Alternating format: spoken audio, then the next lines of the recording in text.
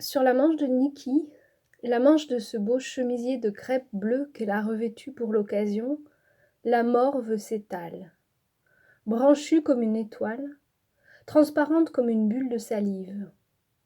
Debout sur le palier, la jeune femme l'examine sans un geste pour l'essuyer. Cette morve-là ne répugne pas, n'arrache aucune grimace comme le pourrait le faire, peut-être, un grumeau de mucus gluant, jaune, verdi même, coulé d'un nez enrhumé. Cette morve-là n'est de fait pas celle d'un enfant malade et éternuant, mais celle d'un enfant inconsolable. Le claquement de la porte d'entrée l'arrache de sa contemplation. Quelqu'un pour monter. Raidissement. Premier étage. Deuxième étage. Elle ne bouge pas. Les pas se rapprochent, mordent le bois des escaliers, le font gémir. Au troisième étage, elle peut l'entendre. La démarche se fait lourde, accusatrice comme doit l'être le regard qu'elle sent quitter la rambarde pour se ficher dans son dos. Regard à semelle épaisse, regard en chaussures de chantier, lourde à s'écraser entre les omoplates. Elle grimace, décidée pourtant à ne pas se retourner et braquer sur l'individu son propre regard qu'elle sait par trop vacillant. Regard à vulnérabilité de talons aiguilles.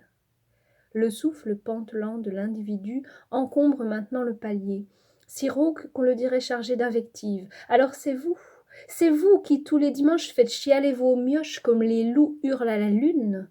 C'est vous, l'épouse fugueuse, la mère déserteuse, celle qui a tellement chaud au cul qu'elle a pris la tangente à la première braguette croisée. Vous, la belle salope, sans regret, parce que vous avez eu le culot de vous tirer quand vous en aviez envie, mais pleine de remords, si pleine, car ce que vous avez commis, abandonner la chair de votre chair, est un acte impardonnable. Vous qui emmerdez tout l'immeuble chaque week-end en essayant de laver votre conscience de dépravé, votre misérable âme de débauché, parce que c'est ce que vous essayez de faire, n'est-ce pas, avec vos visites hebdomadaires. Arrivant en début d'après-midi, je vous ai vu, les bras chargés de jouets à 2 balles et de friandises à distribuer aux gosses qui vous attendent comme le Messie. Et maman, quand est-ce qu'elle arrive? Vous qui jouez des heures durant aux poupées, aux petites voitures, aux marionnettes à doigts, vous qui multipliez les clowneries, les concours de grimaces, de chatouilles, de câlins, de gros mots, d'épluchures, de clémentines, rien pour entendre le rire dont vous vous gorgez, dont vous vous emplissez, comme on aspire l'air à grosses goulées après un trop long séjour sous terre. Vous qui repartez à la nuit tombée et les 2 mains vides, maman, tu repars déjà? Sans aucune pitié pour les cils qui battent plus vite et la voix qui tourne à l'aigu à chaque manche de manteau enfilé, chaque bouton boutonné. Maman, tu repars maintenant? Les marches se remettent à grincer. Niki n'a pas bougé. Dans son dos, l'homme, sans lui adresser un mot, a repris son ascension. À moins que ce ne soit une femme. Niki frissonne, une femme alourdie du poids de ses grossesses et du cabas chargé de nourrir ceux qui en sont nés. Ce serait pire. L'alerte aux autres pour lancer la curée, un cri sauvage, un coup de trompe, une sirène de flic. Elle peut l'imaginer. Toutes les voisines de l'immeuble, celles de la rue, de la ville, débarquant ici, grimpant 4 à 4, leur folle cavalcade dans l'escalier, leur hystérie collective. Se jetant comme un seul corps sur elle, la sœur innommable à dépecer vive, toute griffes et dents et haine dehors. Mais non. Des clés cliquettent au 5e étage, une porte se referme. Et puis plus rien que les sanglots derrière la cloison toute proche. Et la voix de Harry, douce, apaisante, étouffée. Calm down, Buddy, please. Mummy will come back next Sunday, I swear. Please, please, Philip, stop crying your eyes out. La jeune femme s'accroupit sur le paillasson à ce qu'elle devine être, non, ce qu'elle sent être la hauteur du petit garçon recroquevillé derrière la porte, collé, ventousé à elle comme si elle était Niki même. Car telle est la désastreuse conséquence de son départ. Son étrange mutation, mère devenue porte, porte-mère résistant aux courants d'air, aux formules magiques et aux petits poings furieux, avec ses échardes, sa clenche immobile et son cœur de bois, fermé à double tour, clé sous la langue. Sorry, we are closed. La porte. Une mare pourrait passer par-dessous et se former à ses pieds si personne n'arrête l'enfant qui pleure derrière. Le minuteur s'est interrompu, il fait presque noir à présent. Parce qu'elle ne sait quoi faire d'autre, Niki colle l'oreille, la joue, les mains sur ce qu'elle est devenue, cette porte muette et close et blindée.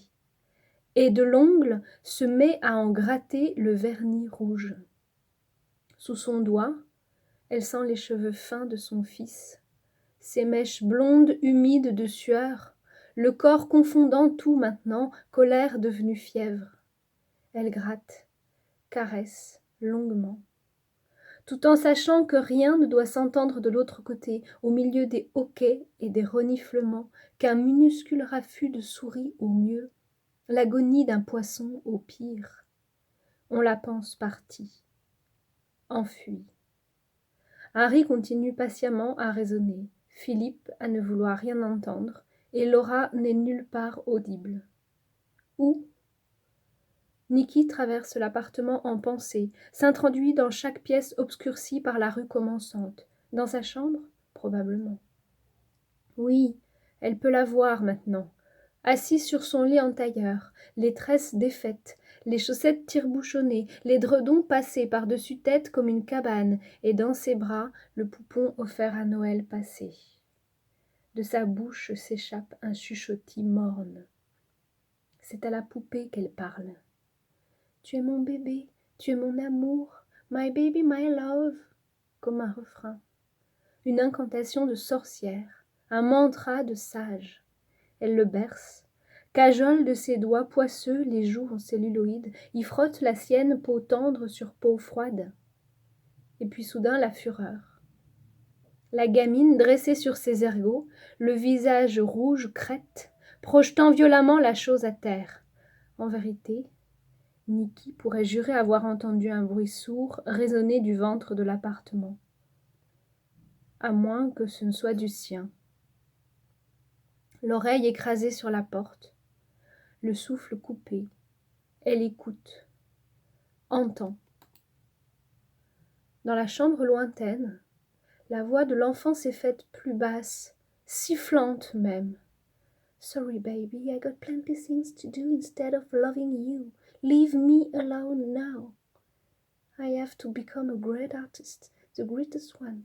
Sa petite bouche tordue articulant les majuscules comme les vers d'une poésie compliquée qu'il faudrait réciter sur l'estrade de la classe.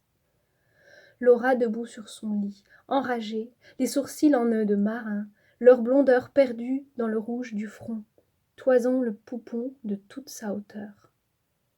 Niki se relève d'un bond, la peau incendiée à son tour, rabat douloureusement le col de son manteau. À quoi bon s'éterniser ici si elle n'a aucune intention de revenir?